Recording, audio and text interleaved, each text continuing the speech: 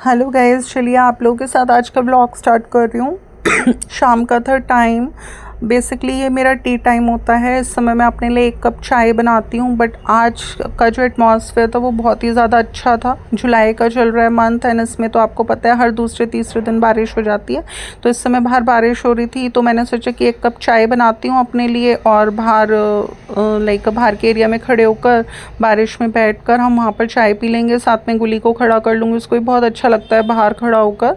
But उससे पहले मेरी बिटिया ने बोला मम्मा मुझे लंच दे दो। आज इसको थोड़ा सा ये लेट उठी, लेट तैयार हुई, तो बस अभी ये इवनिंग के टाइम पर लंच कर रही है।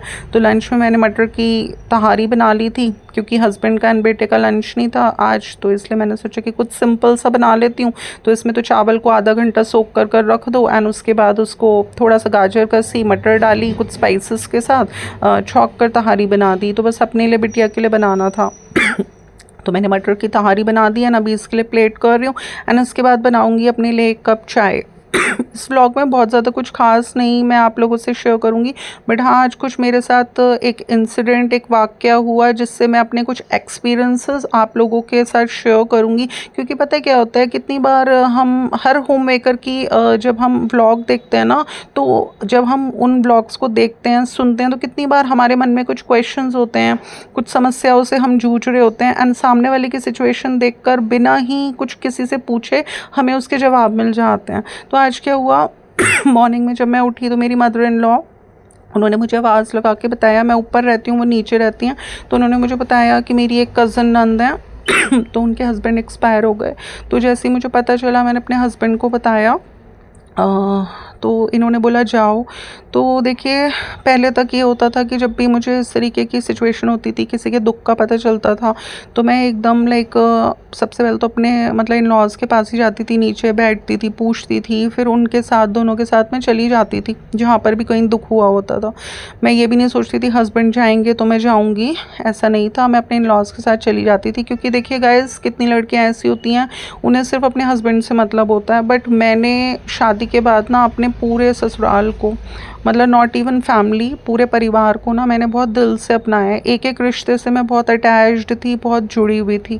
बट अभी कुछ टाइम से, एक दो साल से, कहते हैं ना एक हमारा पेशेंस टूटने लगते हैं, कुछ एक्सपीरियंसेस हमारे इतने स्ट्रॉन्ग हो जाते हैं नेगेटिवली कि बस हमारी ना हिम्मत टूट जाती है एंड हम अपनी ही लाइफ में ना कहीं खोकर रह जाते हैं। तो बस जब मुझे उनके दुख का पता चला तो अगर मैं पहले जैसी होती तो मैं पहले उन्हें एक बार मैं फ़ोन ज़रूर मिलाती, क्योंकि ऐसा होता है जब किसी का दुख है आप भले ही जा नहीं पा रहे हो बट आप फ़ोन तो मिला ही सकते हो। तो ऐसा मैंने कुछ नहीं किया। एंड रही बात जाने की, तो मैं नहीं गई, मैंने स्किप किया जाना, क्योंकि देखिए दुख तो किसी का पता चलता है तो मन में होता है। और पहले तो जैसे वो कभी अपने मायके भी आती थी तो मैं उनसे बिना बुलाए भी मिलने चली जाती थी, घंटों बैठकर उनके पास आती थी। और कहीं मैरिज में भी वो मुझे मिल जाती थी, नमस्ते करना, पूछना, बात करना मैं सब कुछ करती थी। बट अभी मेरे ऊपर एक्चुअली कुछ टाइम पहले इतना बड़ा दुख टूटा कि उस दुख में, मतलब मेरे लिए सबसे बड़ा दुख था। एंड उस सिचुएशन में जब मैंने अपने आप को बिल्कुल अकेला पाया, मतलब मेरे पास सिर्फ मेरे इन लॉज थे उस दुख को बांटने के लिए, एंड मैंने उनसे ही उस दुख को बांटा। और जो एक्सपीरियंसेस नेगेटिव मैंने फेस करे, तो उससे ना उस दुख ने मुझे इतना स्ट्रॉन्ग बना दिया कि आगे तक के लिए मुझे इतना स्ट्रॉन्ग बना दिया कि मेरे साथ ज़िंदगी में चाहे अब अच्छा हो बुरा हो, तो मेरे लिए बस मैं और मेरे बच्चे हैं और कोई नहीं है मेरे दुख को बांटने के लिए। तो इसलिए अब जब मुझे कोई रिग्रेट्स ही नहीं है इस चीज़ की कि कल को मेरे लिए दुख होता है। इनसिक्योर वो लोग होते हैं जो ये सोचते हैं कि उनका दुख हो तो उन्हें 100 जने पूछें, बट मेरे साथ अब ये वाली फीलिंग बिल्कुल नहीं है। मैं ये सोचती हूँ मेरे जो भी दुख हैं वो मेरे अकेली के हैं या मेरे बच्चे हैं बांटने के लिए, और कोई नहीं है मेरे पास। तो इस चीज़ ने मुझे बहुत ज़्यादा, मेरे एक्सपीरियंसेस ने मुझे बहुत ज़्यादा स्ट्रॉन्ग बना दिया। एंड दूसरी बात मैं ये भी शेयर करूँगी, देखिए मैंने भी अपने मायके में अपनी मदर को देखा है कि मेरी मदर सबके साथ बहुत अच्छा वेल बिहेव, कंट्रीब्यूट सब कुछ किया मेरी मदर ने। बट कितनी लेडीज़ ऐसी टॉक्सिक थी जो मेरी मदर को भी मेंटल स्ट्रेस देती थी, बट वो फिर भी इस एटमॉस्फेयर में जी हैं, रही हैं। बट जब मैं इस एटमॉस्फेयर में रही हूँ, जी हूँ, मैंने देखा है ना, तो पता है बच्चों के साथ क्या होता है, जब बच्चे इस टॉक्सिसिटी को फेस करते हैं ना, तो वो हमेशा घर के एटमॉस्फेयर से कटते हैं, भागते हैं बाहर, बाहर कहीं मन लगा लेते हैं। तो बस इसी भागम भाग में मैंने अपनी लाइफ का बहुत बड़ा डिसीजन यही सोच के लिया था कि एक अच्छी फैमिली मिलेगी, एक अच्छा परिवार मिलेगा, ठीक है ना।